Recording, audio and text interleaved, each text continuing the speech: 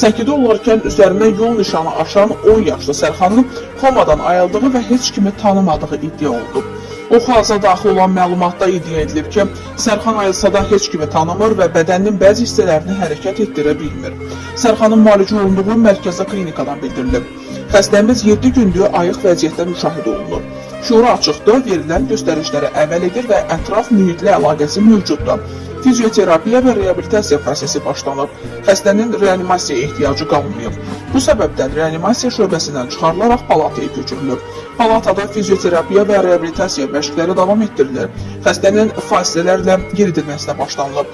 Reabilitasiya müddətinin uzunluğu xəstənin klinik vəziyyətindən və müalicəyə verdiyi cavabdan asılıdır. Proses yaxından izlənilir və uzun müddətli perspektivdə xəstəmizin tam qüsursuz, sağlam şəkildə həyatına davam edəcəyi ümid edilir deyə məlumatda vurğulanır. Xatırladaq ki, hadisə dekabrın 25-də Bakının Azərbaycan prospekti ilə Əhməd Cavad küçəsinin kəsişməsində baş verib.